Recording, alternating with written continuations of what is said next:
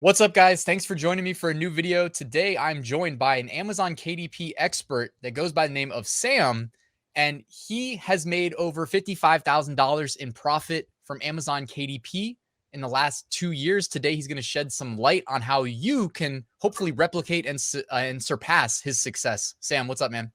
All good, thanks, mate. Thanks for having me. Yeah, I appreciate you taking time to be here. I just reached out to you on Twitter, didn't expect to even get a response, and you were like, "Hey, yeah, I'll jump on for a call." So I appreciate that. No worries at all.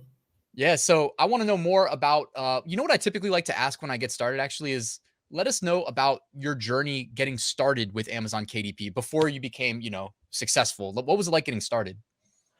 Yeah, so I've been doing Amazon KDP for about 2.5 years. So started in September 2019 while I was still at uni.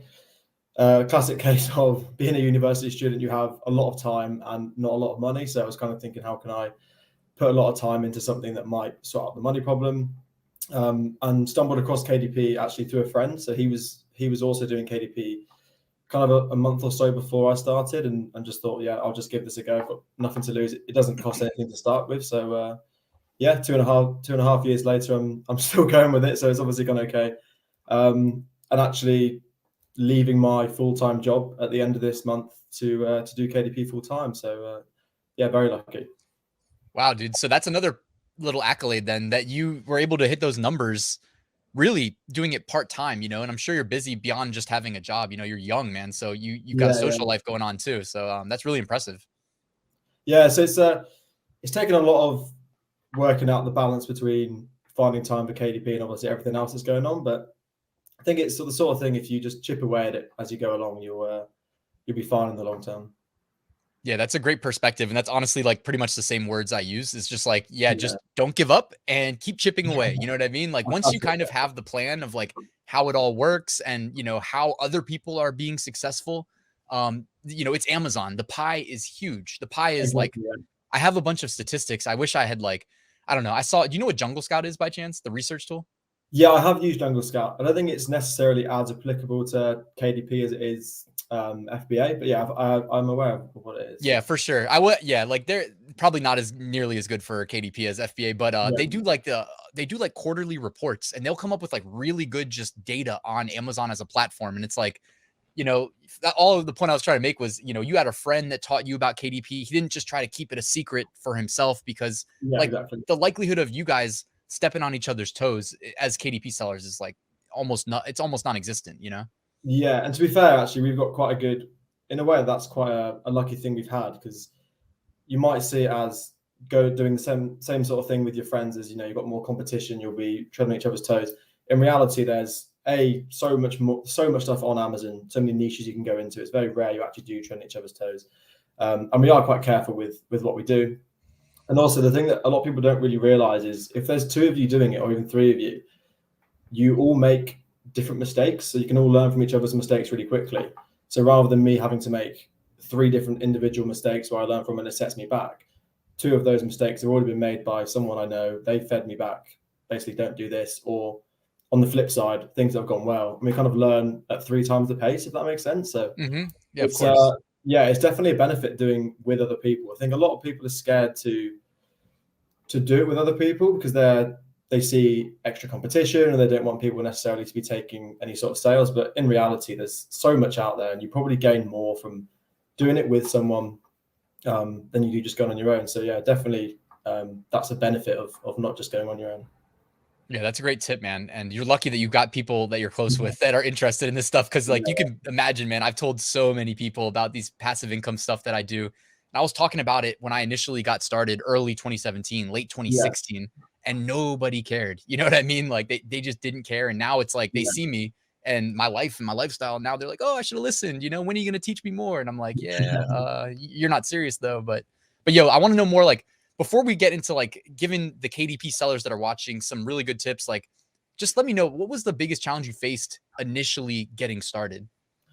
I think it's quite a natural one. It's just generally having no idea how everything works, and you've kind of got to learn from a blank slate. Yeah, you've kind of got a lot of videos on YouTube, and you've got courses out there, but in reality, until you actually go ahead and do it yourself, you don't really realize kind of the barriers that there are there. So I think just having no knowledge, and I kind of go in with a mindset of you kind of learn as you go along. You accept that you're going to make mistakes, and you kind of just make sure you have to learn from them. But yeah, just the lack of knowledge is, I think, initially as well, because KDP definitely is a much bigger thing now than it was, say, 2.5 years ago. It was, which has pros and cons.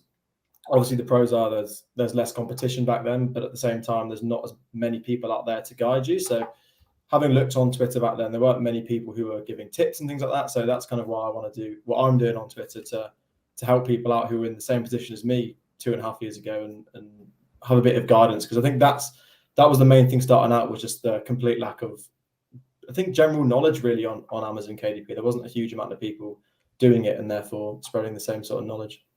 For sure, man. And shout out to your Twitter account, by the way. That's how we connected initially. I'm going to put a link to that at the very top of the description. So anybody that's on Twitter, go give Sam a follow and keep up with, his stuff, his tips and whatnot. But yeah, so how did you crack, the first 1,000? How'd you crack 10,000? How'd you scale that? How'd you 5X 10,000 to 55, give us some tips there, some insights. I think I was generally quite lucky because those who are familiar with KDP, I'm not sure if it's the same thing with FBA. I'm assuming it will be. But the Q4 period of kind of your October, November, December are the period where you get massive spike in sales. And for me, starting out in October, I was producing some terrible notebooks with just lined interiors and some horribly catchphrases on the front. It was all a bit, graphic design was all over the shop. They were, in my opinion, terrible books. But, that's what I mean by the sense of you've got to just get them out to kind of learn what's good and what's bad.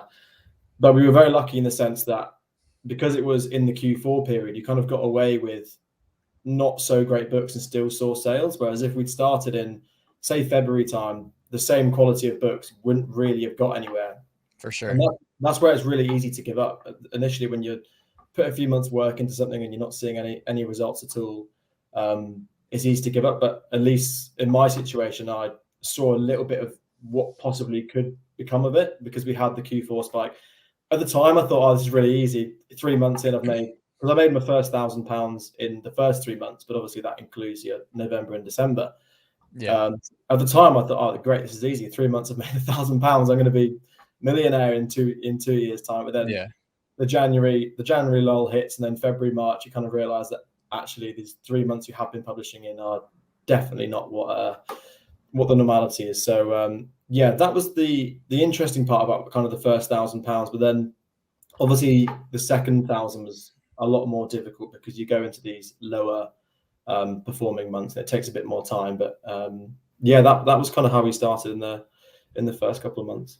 And so that's actually a really great tip that I agree with wholeheartedly, is like when you start any business, keeping that 365-day, I call it like the 365-day sales cycle. Like if you're not in it for at least a year, then don't even, waste your time getting started because a bunch of people are going to start. Like if you just do the math, like there's a much higher likelihood of you starting any business outside of the fourth quarter.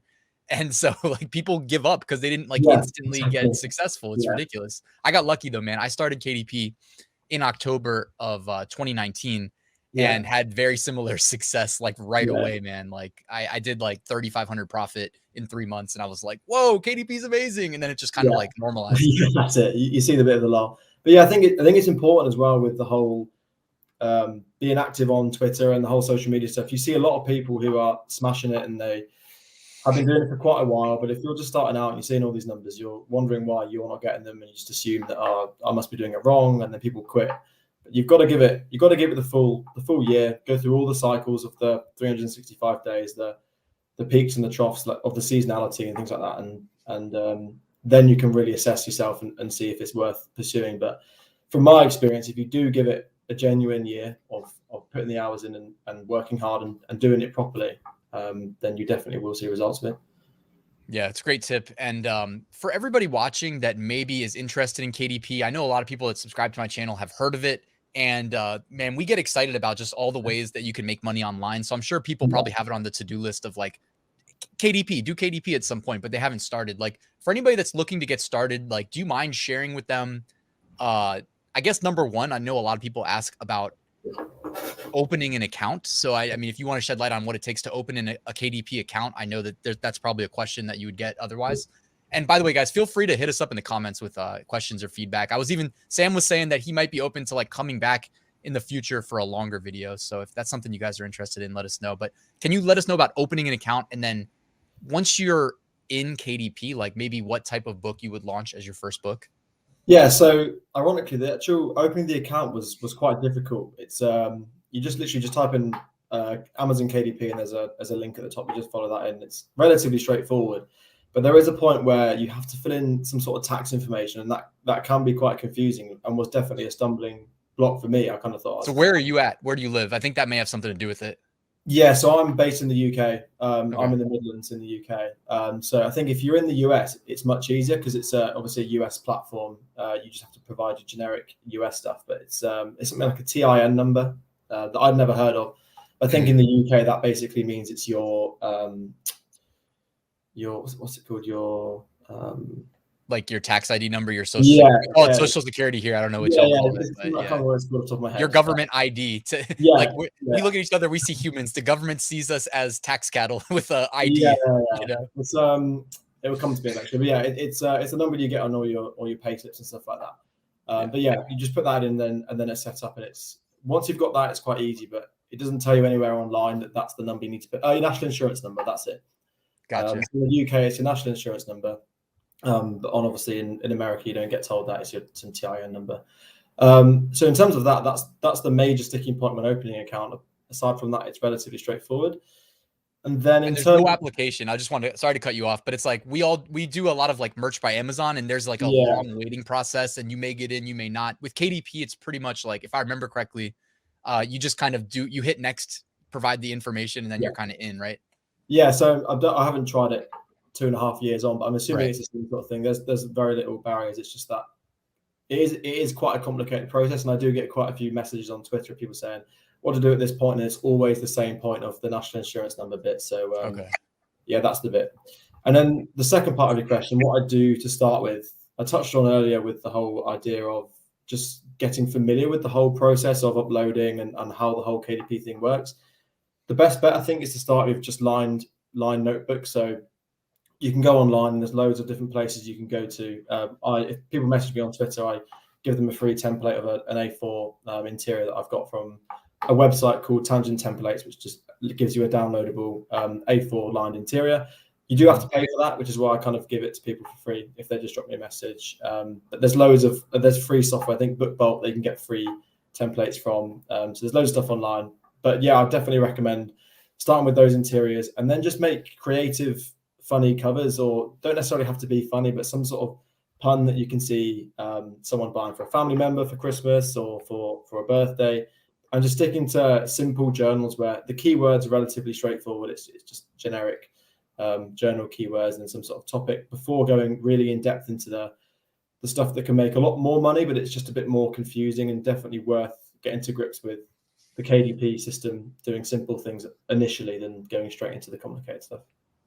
Yeah, I think based on my experience with KDP, like I would agree with that approach. Like keep it simple initially for sure, because you can go, you know, as deep as you want to with creating your own like interiors, and you can get wild, man.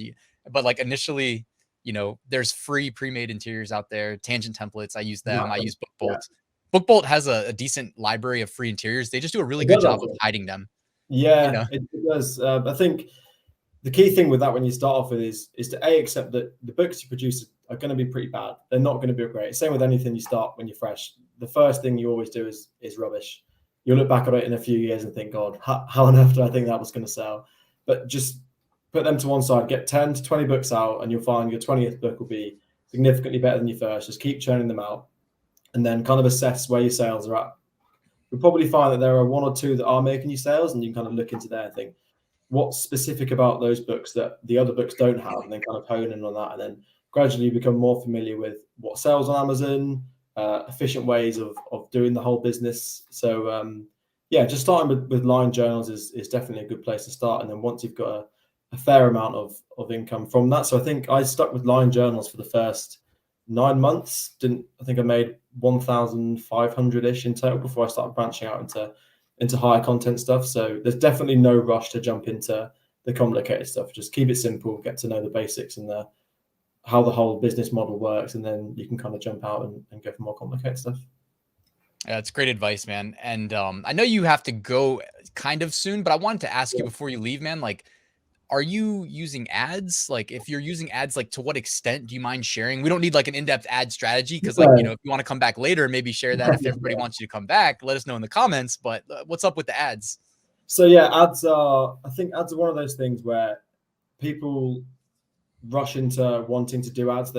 Ads obviously are very important to a KDP seller's account, but they're not the be all and end all, especially at the start when you're advertising for line journals, which necessarily aren't that expensive. They might be a bit cheaper, and when you're naturally selling a cheaper product, your margins for your ad spend is much lower in terms of it being profitable, because you get less back from the amount you put into your ads. But for me, yeah, ads are a really important part. And again, that's a whole other rabbit hole we can go down for quite a long time, how to run the whole Amazon ad stuff. But yeah, definitely when you're venturing into higher content stuff, ads are definitely worth putting out there, because they kind of give a book the opportunity to really kind of get the ball rolling on the sales numbers and just give it that extra push. Whereas I think initially I really wouldn't worry too much about ads. Just focus on getting your books out, learning how the whole process works, getting to know and become familiar with Amazon, and then focus on ads later on. But yeah, definitely when you do get into the high content stuff, ads is really good, because there's lots of different ways you can do ads. I mean, I've got my own kind of way that I run my ads, and I know loads of other people have got their own ways, and there's loads of value you can get out of it. But I definitely wouldn't say it's if you don't have access to ads or necessarily have the budget for ads, it's absolutely fine. You can definitely get a lot of growth organically, but it's just giving that book your extra push when you think you can scale it, and when you have the money to reinvest from the business back into ads, it's definitely worth doing. Yeah, I agree with your a lot, pretty much all the advice you've shared, man. It's been really insightful, man. You were saying you might get on YouTube. I think you should start a YouTube channel for sure. And when Yeah, you do, like, let me know. I'll drop the link in the description of this video too, if you ever start your channel in the future. yeah, no, I But appreciate it. It's yeah, a bit further down the line, and we focus on the Twitter and the actual Amazon for now. But yeah, definitely on the radar. yeah. As far as ads too, I was gonna say, like, one thing that KDP doesn't let you do that, like, if you're selling t-shirts through the Merch by Amazon program, you can do is, like, you can in merch, like, you can copy paste like 1,000 ASINs at a time and just like Really? launch an auto campaign. Yeah. So like you can get like a baseline minimalist ad running for like super Yeah. cheap bids, but with KDP, like, you can't do that. But I've been looking into, I think there may be a software tool, at least one out there that kind of solves that problem for KDP ads. But it's like, as soon as I know about it, I'm gonna talk about it on my channel. But Yeah. Like, I'm happy to stay on for a little bit longer and go into a little bit more depth if you want to. I mean, I don't necessarily have if to. you have any tips, man, like, that you want to share, I'm all ears, because that Yeah. would help me out a lot.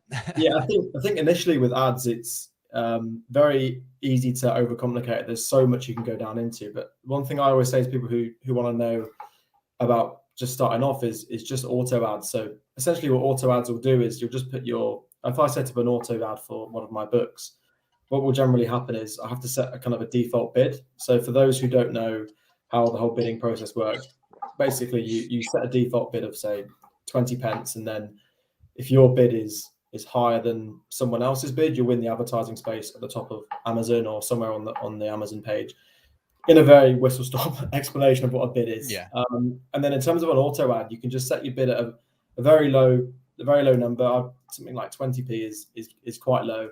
And generally what that will do is it won't win a huge amount of bids for you, but it will keep your spend low, and it will still win the occasional bid.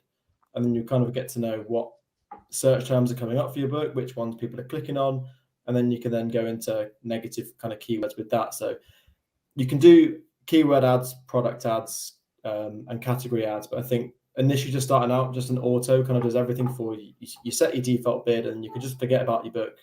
Give it a month or so, because the auto ads get kind of cleverer over time. They learn what works and what doesn't, and then come back to it and then assess from there how you can kind of optimize your ad strategy. But an auto ad, yeah, definitely is a great way to start. But yeah, like I say, there's a big rabbit hole we could go down into with Amazon ads, and there's definitely a lot of value in them.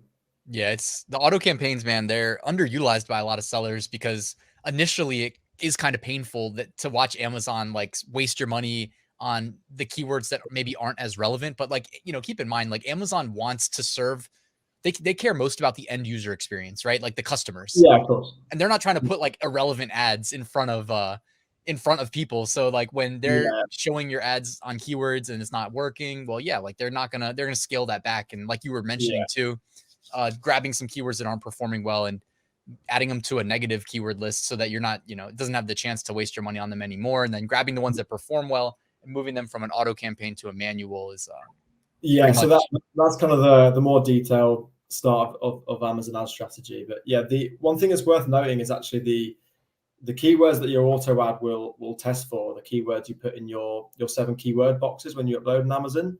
So if you've got irrelevant keywords, if you've got a notebook about, I don't know, patriotism or something like that, if you have keywords about football or sports or something like that have absolutely no relevance to your patriotic book, it's going to be shown for people who type in sports phrases and they're just not interested in your books. You will just be wasting money. So a big tip is to get your 7 keyword boxes correct and all relevant to your book before you go into an auto ad. And then hopefully the money that you do spend will be spent on relevant keywords to the book. For sure, man. Yeah. And so the t-shirt sellers watching, like we don't get the ability to do the back end keywords that Sam's referring to. Like, no, they keep it like super simple. You get a brand, a title, 2 bullet points, and a description that I don't think you even get indexed on those keywords. So it's really just like brand, title, 2 bullet points. So it's a simpler but much faster upload process for Amazon merch. But hey man, so we can get you out of here on time if you have anything else you want to share. But I just wanted to say thanks for being here, man, because I was late when we started the interview, and then you got a hard out in 5 minutes or something. But thanks for being here, man. No problem at all. I mean, I'm happy to stay on for another 10 or so if needs be. There's no I can hold off for a bit if you want. No, I mean, if you have any other tips that you'd like to share. Also, I like the idea of teasing a next interview too, where we can like go into the weeds, because trust me, while you're speaking, I'm like, oh man, I want to ask you about like pricing strategies, and I want to know more about like niches. And when you say high content, like, all those things. So I don't know if you want to go down those rabbit holes now or save it for, part 2. Yeah, let's save that for a part 2, and we can go into a bit more detail. In terms of any other specific tips, I think in terms of just baseline, obviously, without going into too much depth, it's just patience is a massive thing in KDP as well. I think a lot of people see results from people online and wonder why they're not getting it. Just be patient with it. Maybe before you start publishing any books, just spend 10 hours, 20 hours watching KDP videos, just understanding what people are doing. You'd much rather upload 20 books kind of a few weeks later and actually know what you're doing with those 20 books than just go straight into it and have absolutely no idea what you're doing and just learn much slower. So don't be afraid to just be patient, start slow, educate yourself before you go into any of it, because you can waste a lot of time. Kind of that's what I did, and I kind of wish I'd given it a bit more attention at the start. So yeah, you can definitely fast track by just educating yourself first a bit of how the whole thing works, and then yeah, go straight into it. Yeah, man, the KDP reach is massive. I don't remember off the top of my head how many international markets when we push a book that it goes to, but isn't it like 10 international markets? Yeah, it's something like 10, and then you can tick a box called expanded distribution, which, to be fair, I don't know the ins and outs of it, but from what I've got, it basically means other third-party sellers can sell your book elsewhere. You get a slightly smaller margin when you sell it, but then the reach is massive, and you'll be surprised at the sort of books you do sell. I've sold some terrible books in my time, but there are so many people out there, so many people on Amazon. The chances are someone will buy your book as long as it's not absolutely terrible. You'll be surprised how many people are. So there's so much potential with KDP. Yeah, man, great advice. And I'll wrap up by just saying, like, my 2 most popular books were pretty generic, pretty like it's more or less one of those things. I didn't even use ads to rank them, but they just caught on. They ranked really well. Like, they performed well. You know what I mean? Click-through rates were good, conversion rates were good. Amazon rewarded me with good organic placement on valuable keywords. It's the same, you know what I mean? It's the same strategy for FBA, same for merch, same for KDP. So, Yeah, to be fair, I'm really not that well versed in the whole merch and FBA stuff. But yeah, in terms of KDP, it sounds exactly the same. It's just very important to get your organic sales, get your rankings. But like I said, that's another topic for another discussion, all that stuff. Part 2. Yeah. All right, guys. Hey, Sam, thank you for being here. give him a follow on Twitter, and let us know in the comments below. Should we bring Sam back for an in-depth part 2? Also, this is a great time in the comments to give us your questions, and then we will make part 2 happen sometime in the future. So Sam, thank you for being here, man. I appreciate it. Yeah, no worries at all. Thanks very much for having me.